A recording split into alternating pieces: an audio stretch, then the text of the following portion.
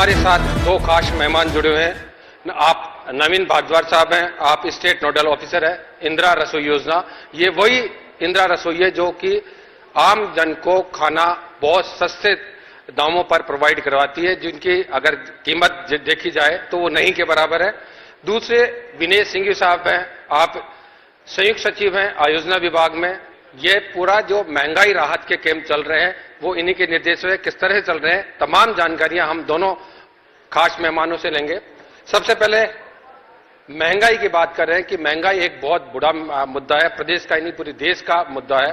लेकिन राज्य सरकार ने इस महंगाई को कम करने के लिए अपनी ओर से राहत देने की कोशिश करी है। तमाम जो महंगाई से जुड़े मुद्दे हैं उन पर आज हम चर्चा करेंगे। सबसे पहले विनय सिंह साहब, सवाल बड़ा ये उठता है कि महंगाई राहत क्यों? महंगाई बढ़ रही है, राज्य सरकार ने इससे राहत दी गई है, आखिर ये राहत देने की आवश्यकता क्या आन पड़ी थी? किस तरह से महंगाई को कम करने के लिए राज्य सरकार ने प्रयास किया है? नमस्कार सुधीर जी।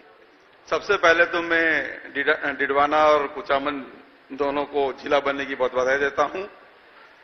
जहां तक महंगाई राहत शिविरों के आयोजन की बात थी, तो सरकारें योजनाएं लाती हैं आम जन के कल्याण के लिए, और सरकार का मुख्य ध्येय होता है, सरकार जो काम करती है हमेशा वो उसी प्रयास में करती है कि आम जन को ज्यादा से ज्यादा राहत मिले। आप पिछले 4-4.5 साल की बजट घोषणाएं 4 साल की बजट घोषणाएं देख लें या 5 साल की बजट घोषणाएं देख लें, बहुत सारी नई योजनाएं हैं, बहुत सारी पुरानी योजनाओं का विस्तार किया था, पर सरकार को क्रियान्वयन में कहीं कहीं ये जो हम इवोल्यूशन स्टडी कराते हैं, कई बार ये सामने आती थी कि आम जन को जिस भावना से सरकार ये योजनाएं लाती है, जिन वर्गों को ये लाभ मिलना है, वो पूरा पहुंच नहीं पाता है। और यही इसी भावना से कि कई बार आम जनता को ये जागरूकता नहीं होती कि मुझे किन योजनाओं का लाभ मिलेगा। तो सरकार के जो विचार किया गया है कि जो खास तौर से 2023-24 के बजट में बहुत सारी जन कल्याणकारी घोषणाएं मुख्यमंत्री जी ने घोषित की थी, और कई योजनाओं में उनका जो लाभ था वो बढ़ाया था। उसको त्वरित गति से आम जन की भागीदारी से उनको जागरूक करते हुए, उनका क्या हक है ये बताते हुए, मिशन मोड तरीके से आम जनता के बीच में कैसे पहुंचाया जाए, उनको जो महंगाई कुछ दरें बढ़ी हुई थी उनसे लाभ कैसे मिले और हर घर को ये लाभ मिले, हर परिवार को ये लाभ मिले, इसलिए महंगाई राहत शिविरों का आयोजन किया गया था, जिससे आम जनता की भागीदारी से उन्हीं के बीच में जाके सरकार योजनाओं का लाभ उन तक पहुंचाना सुनिश्चित करे। हमारे साथ नवीन भारद्वाज जी हैं, क्योंकि महंगाई से जुड़ी हुई एक खास तौर से आती है कि पेट कभी भूखा नहीं रहना चाहिए, यानी कोई व्यक्ति प्रदेश में भूखा नहीं सोए। इसी मंशा के साथ राज्य सरकार ने इंदिरा रसोई योजना की शुरुआत की थी। भारद्वाज साहब ये बताएं कि इस योजना को कब शुरू किया गया, इसके मुख्य उद्देश्य क्या था? कोई भूखा नहीं सोए, इसके अलावा क्या ऐसा उद्देश्य था सरकार का जिसकी वजह से ये योजना चली और आगे निरंतर बढ़ती भी जा रही है? और सभी को नमस्कार। खाद्य सुरक्षा को लेकर के पहले सरकारें योजनाएं लाती रही हैं। इंदिरा रसोई योजना में खाद्य सुरक्षा के साथ साथ जो लाभार्थी है उसके सम्मान को विशेष ध्यान रखा गया है। 20 अगस्त 2020 को पहली बार राजस्थान सरकार ने इस योजना का उद्घाटन जो शहरी क्षेत्र है उनके लिए किया गया था, जिसमें 358 रसोइयां प्रारंभिक उसमें खोली गई थी। बाद में 22-23 के बजट को बढ़ाकर के इन रसोइयों की संख्या रुझान को देखते हुए 1000 कर दी गई। आज पूरे राजस्थान में 1000 रसोइयां शहरी क्षेत्रों में संचालित है, और 23-24 के बजट में शहरी क्षेत्र के रुझान को देखते हुए, आम जनता को इसके लाभ को देखते हुए इनकी संख्या 1000 ग्रामीण क्षेत्रों में बढ़ाने का सरकार ने घोषणा करी थी, और 984 रसोइयां पिछले 10 सितंबर से स्टार्ट होकर ग्रामीण क्षेत्रों में भी आज की डेट में चालू हो चुकी हैं। जहां तक लाभार्थियों की बात है, ये जो रसोइयां हैं वो आम गरीब व्यक्ति जिसके पास में खाने के लिए पर्याप्त पैसा नहीं है और मजबूरी है, तो उस मजबूरी को ध्यान में रखते हुए राज्य सरकार ने इस थीम पे बनाया कि कोई भी व्यक्ति भूखा नहीं सोए और भूखा व्यक्ति किसी भी तरीके के अपने सम्मान से समझौता नहीं करे। इसके लिए राजस्थान सरकार ने सभी शहरी क्षेत्रों में पक्की और स्थायी रसोइयां प्रारंभ करी हैं, जिसमें आपको बैठने के लिए टीन शेड होता है या पक्की छत होती है, टेबल कुर्सी होती है, पंखे कूलर होते हैं और उसके साथ में आपके सामने गरम गरम खाना बन रहा होता है। उस गरम गरम खाने को आपके सामने मात्र 8 रुपए का टोकन कटा करके और आपको परोसा जाता है। इस योजना का लाभ यदि मैं बताऊं कि भूखा नहीं रहे, उसके साथ साथ व्यक्ति के जेब पर, उसकी पॉकेट पर क्या असर पड़ता है और उसके स्वास्थ्य पर क्या असर पड़ता है।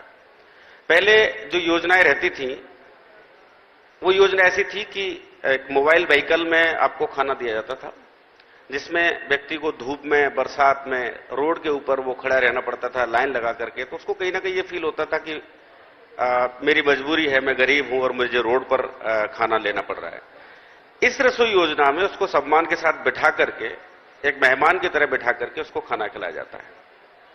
एक छोटी से आंकड़े की मैं बात करूं आपको, आज की डेट में यदि एक छोटे से छोटा कोई ढाबा किसी शहरी क्षेत्र में है तो उस पे एक टाइम का खाना करीब करीब 70 रुपए में मिलता है जी।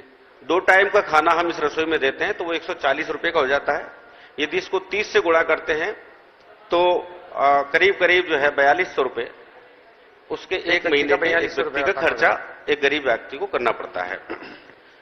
अगर हम इंदिरा रसोई की बात करें तो इसमें 8 रुपए का खाना सुबह में मिलता है और 8 रुपए का खाना शाम को मिलता है। 16 रुपया पर डे, ये करीब महीने में होता है 480 रुपया। तो यदि बचत देखे एक व्यक्ति की जो बहुत छोटे स्तर का व्यक्ति है, कोई मजदूरी करता है, कोई रिक्शा चलाता है, कोई रोजगार करता है, उसको एक महीने में एक व्यक्ति के लिए लगभग 3700 रुपए की बचत उसको होती है। बिल्कुल सर, जैसा अभी हमसे पहले वक्ता बता रहे थे, रोजगार गारंटी में और अन्य योजनाओं में सरकार की 5-5, 6-6 हजार रुपए का बजट जनता का बढ़ा है। तो मैं ये कहना चाहता हूं कि यहां एक व्यक्ति का ही लगभग 3700 रुपए की बचत सरकार की केवल एक इंदिरा रसोई योजना से हो रही है।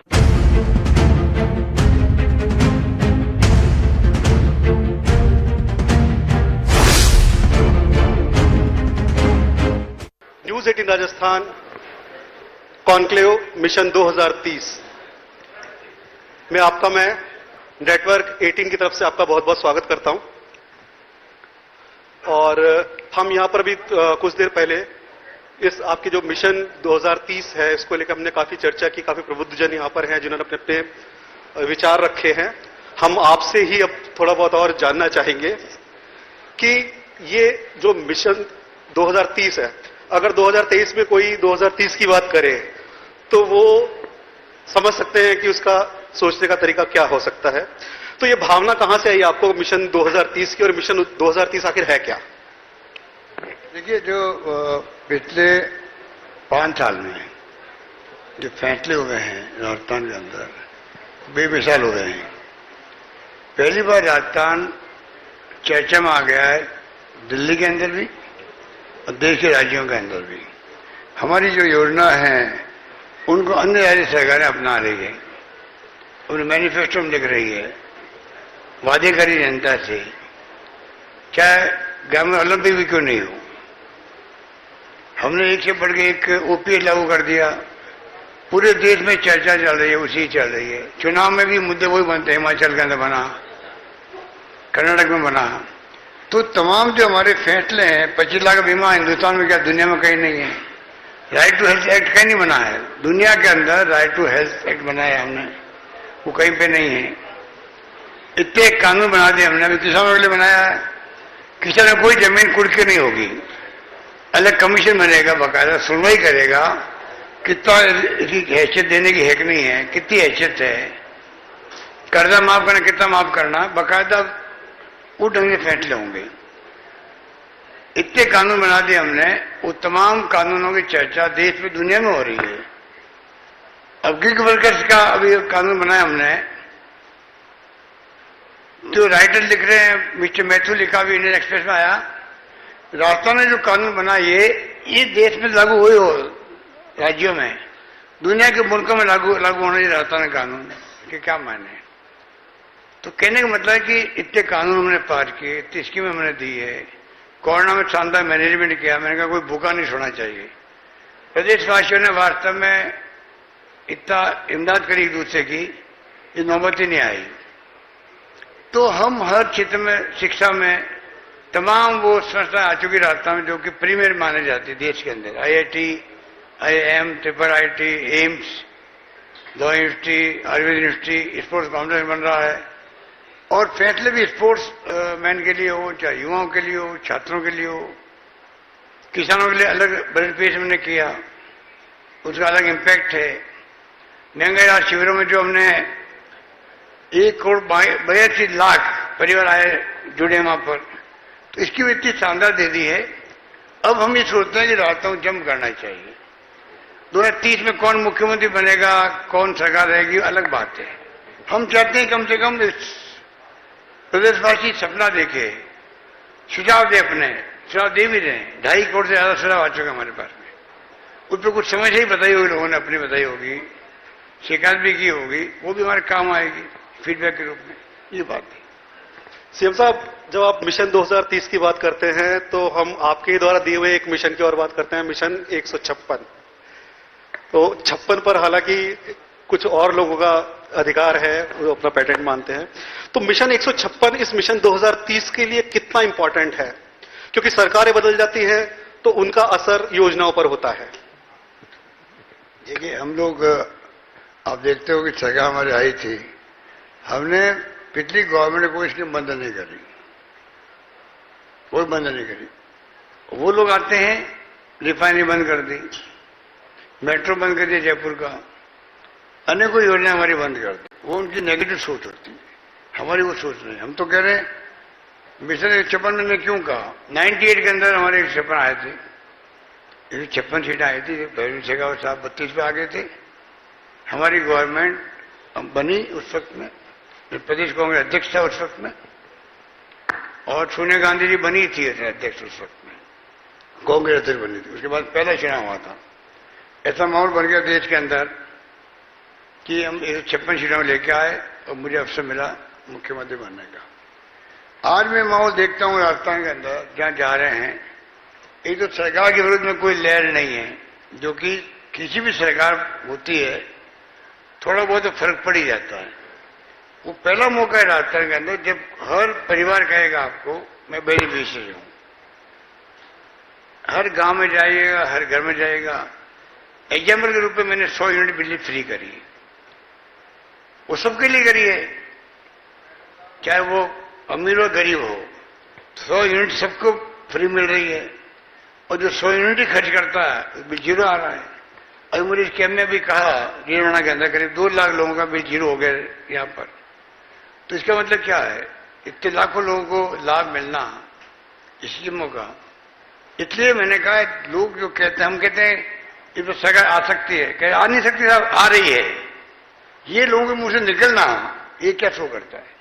तो लगता है कि देखिए, अल्टीमेटली माई बाप जनता ही होती है, फैसला वो करेगी, वही सबको मंजूर होगा, हम सबको मंजूर होगा।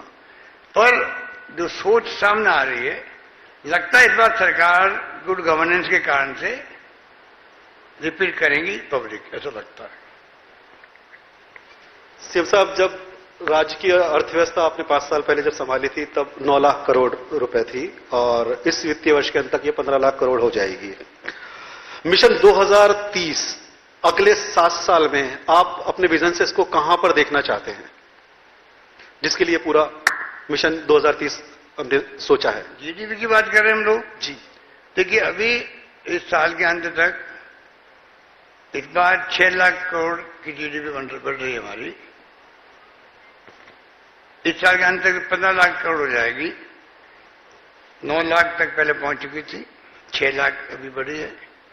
हम लेके चले टारगेट कि अगले 2030 तक कम से कम 30 लाख करोड़ की जीडीपी का विस्तार हो, जिससे कि और ज्यादा स्कीम बन सके राजस्थान के लिए, और ज्यादा योजनाएं पब्लिक के वेलफेयर में बन सके, आधारभूत ढांचा और खड़ा हो सके हर क्षेत्र के अंदर। ये हमारा सपना है। सोशल सिक्योरिटी स्कीम में बात करता हूं कि भारत सरकार को लागू करना चाहिए, सबको सामाजिक सुरक्षा मिले, हर परिवार का हक बनता है जीवन उपार्जन करने के लिए, उसको सरकार की तरफ सहायता मिले। दुनिया के मुल्कों में हम बात करते हैं विश्व गुरु बनने की, विश्व गुरु सब बनोगे ना तब भूखमरी नहीं रहेगी, कुपोषण नहीं रहेगा, हैप्पीनेस इंडेक्स अच्छा होगा, पर कैपिटा इनकम अच्छी होगी, पृथ्वी की आय बढ़ेगी, तभी तो आप कहोगे हाँ गुड गवर्नेंस हो रही है और ये हम लोग विश्व गुरु बनने जा रहे हैं। तो आज बेसिक जो चीजें हैं वो पूरी करने की आवश्यकता है। हमारी गवर्नमेंट कमिटेड है, 1 करोड़ लोगों को हम तो पेंशन दे रहे हैं। अभी 1000 रुपये मिनिमम कर दिया मैंने, 500 रुपये वाली थी, भारत सरकार 200 रुपये दे रही है। हम मांग करते हैं उनसे, भाई आरबीआई उनके पास में है, आप कम से कम 1000 रुपये क्या होता है आज के जमाने के अंदर, बुजुर्गों को, विधवाओं को, निशक्तजनों को दे रहे हम लोग। हर हमारी योजना वो जो महंगाई कम करे, स्कूटी दे रहे हैं बच्चों को, छात्रों को जो है कोचिंग 50,000 फीस होती है, 1 लाख फीस होती है, 30,000 बच्चों को कोचिंग करवा रहे हैं। तो ये तमाम जो योजना हमारी है उससे उस परिवार का बचत होता है, महंगाई की मार कम होती है, यही बात हो सकती है। सिर्फ कोरोना की महामारी जब आई थी तो हमारा कोरोना मैनेजमेंट जो है वो दुनिया के लेवल, ग्लोबल लेवल पर उसको सराहा गया था। एक ऑफिशियल आंकड़ा, एक अनुमान था कि हर साल हमारी आबादी का 7% केवल स्वास्थ्य संबंधी खर्चों की वजह से बीपीएल हो जाता है और इसका असर जीडीपी पर पड़ता है।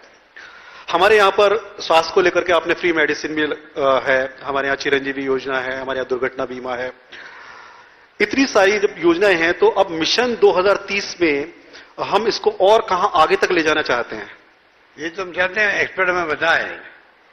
सरकार तो कर ही रही है, शानदार कोरोना प्रबंधन हुआ है। बिरोड़ा मॉडल का नाम जो है देश में नहीं दुनिया के मुल्कों में पहुंचा है कि हिंदुस्तान में कोई जगह है राजस्थान में कोई जगह है भीलवाड़ा, जहां पर जो मॉडल बनाया गया कोरोना के लड़ाई लड़ने का, क्योंकि वहां मौतें हो गई थी, वो मॉडल, वो तरीका, वो अप्रोच WHO ने तारीफ करी उस वक्त में। शानदार हमने प्रबंधन किया। ऑक्सीजन की कमी से कोई नहीं मरा राजस्थान के अंदर, मैं दावे से कह सकता हूं। बाकी आप देखिए दिल्ली में भी, अहमदाबाद में, बॉम्बे में कितनी मौतें हुई है। अहमदाबाद में तो कोई 100 एम्बुलेंस और कारों में लोग खड़े बाहर बैठे बैठे ट्रिप लगवा रहे थे, कारों के अंदर ट्रिप लगवा रहे थे। दिल्ली में कितनी बार ऑक्सीजन बंद हो गई, मरीज बढ़ती है, ऑक्सीजन चढ़ रही है, सप्लाई बंद हो गई, खत्म हो गई ऑक्सीजन, नौबत यहाँ नहीं आने दी। लड़ी लड़ी हमने केंद्र से भी, दवाई हमने 4 प्लेन भेज के मंगा ली, कोई कमी नहीं। मैंने कहा खजाना खाली हो जाए परवाह नहीं, लोगों को मरने नहीं देंगे। एक इच्छा शक्ति की बात होती है, वो हमने करके दिखाई थी। इसलिए मैंने कहा 2030 के अंदर क्या हो, वो तो मेरा एम है कहने का, हर क्षेत्र में 2030 में हम कहां तक पहुंचे हैं ये राय सब लोग दें। जो लोग एक्सपर्ट हैं वो राय देंगे। डॉक्यूमेंट बन रहे हमारे, जल्दी हम लोग मिशन 2030 के डॉक्यूमेंट जारी करेंगे पब्लिक के लिए। वो आधार बनेगा आने वाली पीढ़ियों के लिए भी। इस आधार को बना के आगे आने वाले वक्त में काम हो राजस्थान के अंदर, हर क्षेत्र के अंदर। 2 करोड़ 88 लाख के आसपास अभी ज्यादा वो सुझाव इस पे आ चुके हैं। सीएम साहब, आप बात करते हैं सोशल सिक्योरिटी की, सोशल डेवलपमेंट की, सोशल स्कीम की, लेकिन जब हम अपने समाज को देखते हैं तो यहां जब लोग बात करते हैं तो वो अपनी जाति, अपना धर्म वो पहले देखते हैं या उसकी बात ज्यादा होती है। तो आपको क्या लगता है कि उन सबको छोड़ करके ये लोग विकास के साथ खड़े होंगे? आप किसकी बात कर रहे हैं? आप जो बात करते हैं वो बात करते हैं सोशल सिक्योरिटी की, सोशल डेवलपमेंट की, लेकिन जो समाज का हमारा ताना बाना है या दूसरी तरह से जो खड़ा किया जाता है वो होता है धर्म के आधार पर, जाति के आधार पर।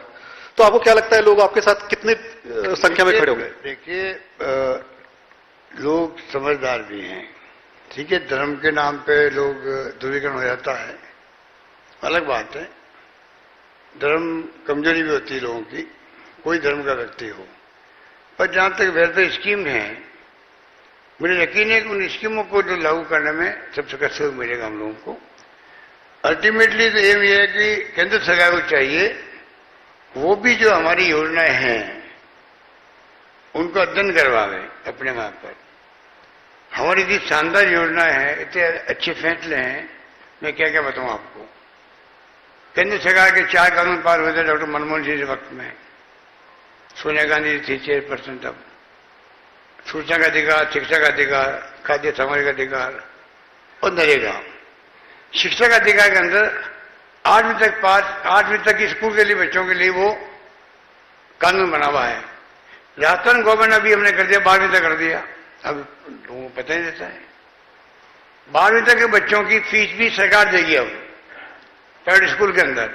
ये छोटी बात है। नरेगा के अंदर 100 दिन का रोजगार कानून में हम जब एक कानून बनाया असेंबली में, मिनिमम इनकम गारंटी एक्ट, शहरों में रोजगार 125 दिन, गांव में 100 दिन का रोजगार कानून तो केंद्र का है।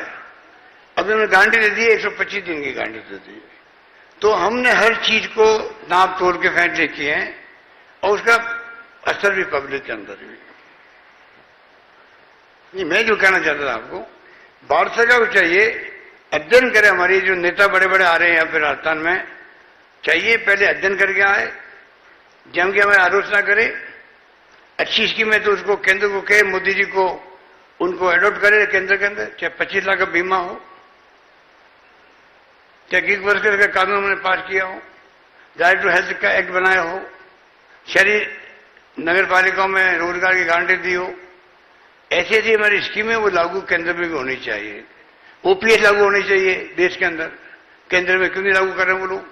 पहली बात तो वो करके आए। दूसरी बात यहाँ आने के बाद में गारंटी देनी चाहिए लोगों को इस बात की कि जो स्टेट गवर्नमेंट स्कीम हमारी है, ओपीएस हो, चाहे वो 25 लाख का बीमा हो, चाहे वो कामधेनु योजना हो, चाहे कोई योजना, 500 रुपये का सिलेंडर हो, वो गारंटी देना चाहिए कि हम आए, सरकार हमारी बनेगी, ये स्कीमें चालू रहेगी, बंद कोई भी नहीं होगी। उसके बाद में बात करें, पॉलिटिकल वोट मांगने की बात करें। वोट मांगे बाद में, पहले ये काम करे जो राजस्थान गवर्नमेंट कर चुकी है, उसके ऊपर वो अपनी प्रतिक्रिया देवे, लागू करे देश के अंदर और गारंटी दे पब्लिक को राजस्थान के अंदर। सीएम साहब, ये तो हुआ आदमियों के लिए, लोगों के लिए, इंसानों के लिए। आपका कोरोना का टाइम में एक भावना रही थी कि कोई भूखा ना सोए, उसमें आपने खुद ने पशु पक्षियों के लिए भी अपील की थी। गायों की जब बात आती है तो गौशालाओं को लेकर के भी आपका विजन रहा है। तो मिशन 2030 में उनको लेकर के क्या आपकी भावनाएं हैं? जरूर में गायों को लेकर के, गाय और गौशाला, गाय को लेकर देखिए, राजस्थान गौ माता की बात ये लोग करते हैं वोट लेने के लिए। हम वोट की बात नहीं कर रहे हैं, गायों की सेवा असली कर हम लोग कर रहे हैं। हम पहला राजस्थान देश में है जहां पर गौशालाओं के लिए, गौ माता के लिए अलग से बना विभाग बन गया है राजस्थान के अंदर। पहला राजस्थान प्रदेश है देश के अंदर। हम लोग दे रहे हैं अनुदान गायों के प्रबंधन के लिए, गौशालाओं के लिए। पिछली गवर्नमेंट ने 5 साल में दिया 500 करोड़ रुपए दिए, हमने दिए 3000 करोड़ रुपए दे रहे हैं अभी हम 5 साल के अंदर। 3000 करोड़ रुपए में 500 करोड़ में फर्क होता है। गौ माता के लिए, जो पशुपालकों के लिए 5 रुपए प्रति लीटर दूध के दे रहे बोनस हमने। आज दूध उत्पादन में राजस्थान पहले यूपी था, अब राजस्थान अभी हाल ही में नंबर 1 प्रदेश बन गया देश के अंदर। उनको प्रोत्साहन देने के मात्र से बन गया। दवाएं फ्री गायों के लिए भी आदमियों की तरह। ये तो मैंने पिछली बार जब सरकार में थे हम लोग तभी कर दी थी। तो जो सेवा हो सकती है वो हम लोग कर रहे हैं। और अब आगे कामधेनु योजना ला रहे हैं, जल्दी लॉन्च हो रही है। वो लॉन्च तो हो चुकी है, आगे बढ़ रही है। उसमें एक गाय या भैंस, हर परिवार 2 पशुओं को जो है सरकार प्रीमियम भरेगी, उसका बीमा करवाई 40,000 रुपए का एक गाय का। ये काम हम कर रहे हैं, वो क्या कर रहे हैं? वो खाली लफारी कर रहे हैं, बातें कर रहे हैं। सीएम साहब, आपसे भी तो और बात करने का हमको मन था और बहुत लोग आपको सुनना भी चाहते हैं, लेकिन बार बार मुझे ऋषभ की तरफ से कॉल आ रही है। मजबूरी हो रही है क्योंकि वो हम लोग टेक ऑफ नहीं कर पाएंगे। बहुत बहुत शुक्रिया आपके आने के लिए, बहुत बहुत धन्यवाद।